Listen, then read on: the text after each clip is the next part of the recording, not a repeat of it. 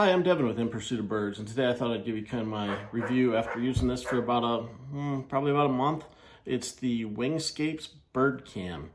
This is a very nice little addition to your bird watching equipment, bird feeding equipment. So let's dive in, kind of take a look at this thing because it is pretty cool and it's got a great price point.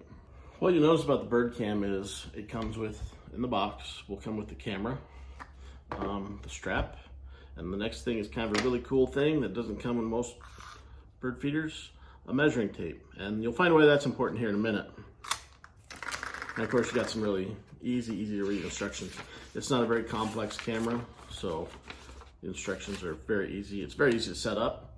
But one of the nice things is, out of all the cameras, it takes 4 batteries.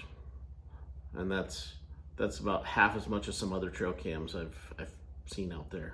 Another neat thing is it is a full-sized SD card, which most of us probably have a bunch of those laying around right now as things have changed. So that is the inside of the case there.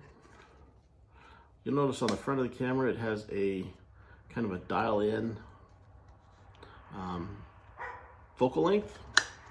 So you've got 12 inches there. It's just a matter of dialing it in. Now, that's really super nice because you dial in how far away it is using your tape measure from where you want to take the photo. I've done this in the past with, I forget the brand of this off-brand camera here, but I actually had to go in and crack the case and then change the focal length of the lens. And there was a lot of guess and check to see exactly where that lens ended up at. So that was not easy on these. These really are pretty similarly priced, but having this one, I haven't even put that one outside for ages. So you can see this one has the flash. Looking at specs here, it's a 42 megapixel sensor. 42 megapixels is quite a heavy sensor on megapixels. I don't know if that is a true or interpolated megapixel reading. If you follow trail cameras, game cameras, you'll find that a lot of the megapixels are interpolated, which means it just fills in whatever extra little spots to make it that whole 42 megapixel. So something to keep in mind. You've got your motion sensor here, lens, and flash. So the detection range is about 70 feet. You'll find that trigger speed is about 0.4 seconds, so it's a relatively quick shutter speed. This camera will have the 1 photo and 3 photo mode. The aspect ratio is 16:9. There is no audio on these cameras, so you'll get video with them. You'll get 1280 by 720 video, so kind of the older video sensors. It does have the info strip and comes with a 1-year warranty. One of the other features you'll see is there's a USB out on the bottom. I don't know if that's for downloading, but if you want longer battery life, it does have the DC power. Now, Wingscapes is a company that's also part of, you may have heard a game camera company called Moultrie.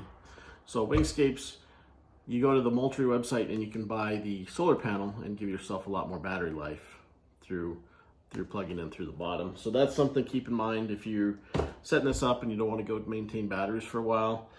They give you kind of a very high amount of photos you can get, but I've yet to reach that. That's not here on the specs, but yeah, I do not see it here. So with that being said, programming this thing, as you can see, there's no big screen, there's nothing fancy about it. And that's how they keep the cost to, I believe it's about just under $80. So this is very reachable for a lot of people, whereas a lot of the big cell phone game cam type things, you might not be able to buy the subscription plan and whatnot. And this is just made to sit on your bird feeder, or places kind of near the home. So you can go out. And again, the card, full-size SD, easy to pop out and go download on your PC or your phone or whatever method you prefer to use. So it's a 3-button setup. I'll go through kind of the quick little setup as if this just came out of the box. Again, I've been using this for a while, and it's a very nice little camera. So as you turn it on, there's on, setup, and off. So we'll start with going to setup. And the first thing you see is a time. It says it's 12:05 p.m. and that's off by over an hour. So first thing I do is hit enter, and that takes us to hours. So it is 11:12 a.m. right now, so we're gonna drop that down to 11, enter to the minutes. Minutes are set, enter, AM or PM, it's still AM. And then it goes to date, so it wants the date. So it is August, enter, 14th today. And the nice thing is the year starts at 2021. A lot of older cams start at 2000, so that shows you kind of they're updated in the firmware. So this is relatively a newer firmware, so we go to 2023, enter, then it comes up with 0030, and that is a detection delay. So after every shot, bird shows up, photo gets taken, it's 30 seconds before the next photo gets taken. That way maybe you get a little bit more variety in your birds at your feeder, or just kind of bouncing around and getting different things versus one shot of the same bird repeatedly over and over and over. So that is your 30-second delay there. And if we hit enter again, now we're into the resolution of a photo. So you have a couple options here. You have high resolution photo, 1 shot, high resolution photo, 3 shots, low resolution photo, 1 shot, high resolution photo, 3 shots, and a video that's at 1280 by 720 without audio. So that's something to kind of keep in mind if you're looking for, if you want the sounds of the birds. Maybe you like to use Merlin and try and get the songs of the bird to help you identify things and whatnot. So that is, there's no microphone on this camera, so that's something to kind of keep in mind too. So I like 1 high resolution photo of a bird at a time instead of having 3 that's filling up the card, and that gives me something to go through later on. And when you're dialing it in, you want to make sure you have your things in focus. That's kind of an important part of the whole thing, is have your shots in focus, otherwise why take them, right? So we've got 1 high resolution photo. The next, as we move through the options here, is ID camera 1. So you could set these up, and it does have the time and date stamp at the bottom, so you could see what camera is what camera if you set multiple up and you're going through your queue. You have a memory option off on this one. So if I turn this on, what happens is the memory, as it starts filling up, it deletes the oldest photo and just continues cycling through the card. Maybe that's handy for you. 32 gigabyte card is going to take a long time to fill up, so maybe that's a lesser interesting option for you. And you can also delete everything on a card. It has the format DEL, that's not delay. DEL in means delete all no. If you change that to a yes, it'll wipe the whole card. So keep that in mind. If you fat finger it, you could delete everything you've saved up to that point. Hopefully you only have to set it up once. With all that said, let's go outside and set this thing up. You'll see I have some GoPro mounts that I've set this thing up on. We'll measure it for distance using the handy dandy Wingscapes. Isn't that nice? Wingscapes tape measure, and we'll set it up and we'll look at some photos as they come in.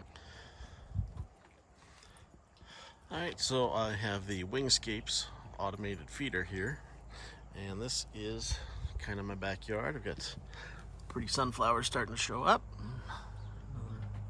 There. You can see another different camera there, but this is the setup I use for this Wingscapes Birdcam.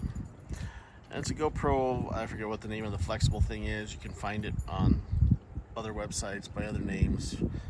I think Tellison makes one, and it's just a 1/4 by 20 mount on the receiver part, and this is a small rig clamp, and these things are super handy. If you buy one, I'd get 2 or 3, because you never know when you're gonna use them. And You can see it just screws into the bottom of this GoPro mount.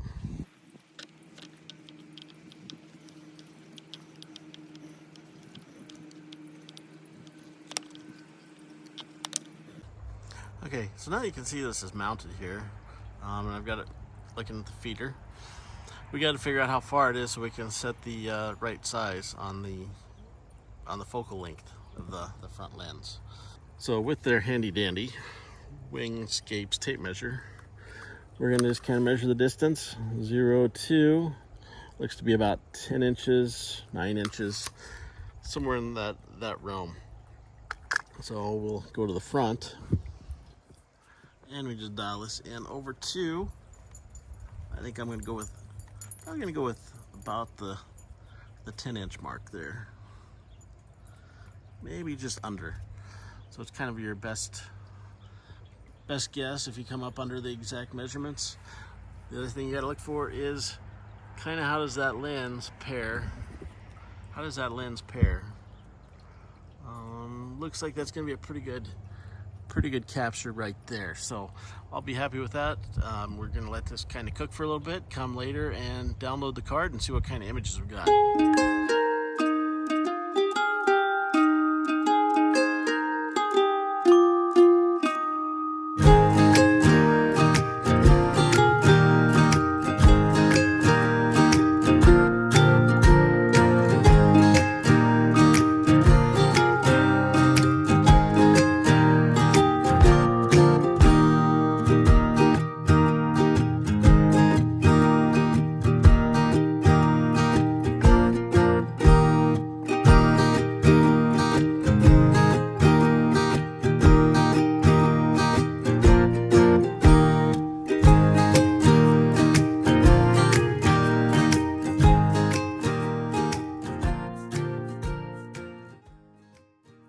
I hope you enjoyed that little slideshow with all the birds. Kind of goes through, I've had a lot of sparrows this time of year. They've seemed to have been kind of on the feeder a lot. You'll see some other things in there, grosbeaks, goldfinches, even the blue jay at the end. But when you really look at those photos, they're all very sharp considering what kind of photos were taken. With a very short depth of field in these cameras, you'll see the background turns into a very nice bokeh from the camera. So you get that blurry background, very sharp photo of the bird, and if you're off, very blurry photos of the foreground. So just keep that in mind. You need to set the camera up, take a few test photos, and go from there. You'll want to make sure your photos look really good before you start shooting all your photos blurry. So that's one of my biggest pieces of advice with this camera, is to just take a few test shots. So the pros for this little camera, the Birdcam from Wingscapes, I would say is it's compact size. It's not overwhelming when it's sitting next to a feeder. Birds will not really pay any attention to it. Perfect little form factor for what you're doing. The other really great thing is you can dial in a focal length for whatever the distance is. Not a feature you get on very many other trail cams. The other thing is price point. When we're talking about price on this thing, it's under $80. That's a very good deal for a trail camera that you can do all this stuff with. The other trail camera that from back in the day was probably the one from Bushnell. It was called the Nature View HD, I believe. That camera, you would change out the lenses for your focal length. You didn't have a screen on it, which the screen adds a substantial price to things when you start putting those in. That Nature View from Bushnell was, I want to say it was $200. I don't even think they make that one anymore. But you change out the lenses. You had a remote screen that you plug in, and it was focal length, I think, was 13 and 26 based on the lenses they packaged with it. But then again, you go out to the field, you had to take those pieces with you. We're not really looking at this as a field deployable camera. This is something you'd maybe throw up in your backyard at your bird feeder, just like what it's intended. Yes, you could put it on burrows of critters and whatnot. But again, that's why this is called Birdcam and not really other nature cams. But overall, this is a great little camera, especially if you're maybe not heavily experienced in trail cams. The setup is super easy. You can't hardly beat it with just moving through the switches.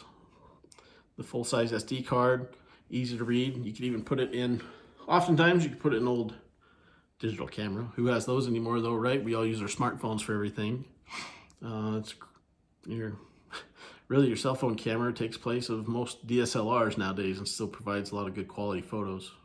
As far as cons go, I can't think of too many with this little camera. Battery life might be a little short compared to other trail cameras, but you're running on 4 batteries versus 8. So there's a substantial difference in power there. The other thing is your depth of field. You have a really shallow depth of field, which is what this camera is going to be for with that adjustable lens on the front.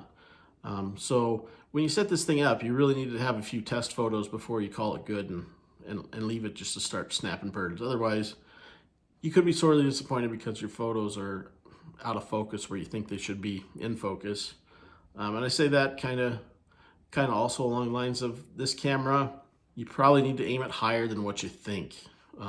It's not so much the trigger on the bottom picking up the birds, that seems to be doing okay wherever, but the photos, the way the lens is, looks like it always shoots a little bit lower than what you think it's going to be.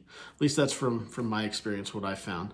I'll set it up, let a few photos run, and then I always find I'm aimed a little low for what I want, so I always have to set it up a little higher. I've been kind of in the trail cam hacking game for a little while with Birdcams. I've used GoPros. You've seen some of my other stuff with the GoPro camera set up on motion detection. You've seen the old, I think that was the cam park that I held up at the very beginning of this video. I had to crack it open. And if you watch some of my other YouTube videos, I've put lenses on the front of other trail cams to give it close focal length. So like the cameras from Browning and whatnot. But this one's kind of your one-all for bird watching. Again, one of the downsides is there's no sound, no audio. If you make some videos with it, you're probably not going to see, or you're just not going to have any audio. It's a really good price point. The accessories are really good that come with it, whether it's the additional arm that you can buy and stick on post and whatnot, or the solar panel. Solar panel's as much, well, I take that back. Solar panel's not as much as the camera, but it is a pretty expensive little piece. But it also will give you the long charges of running the camera when you have sunny seasons.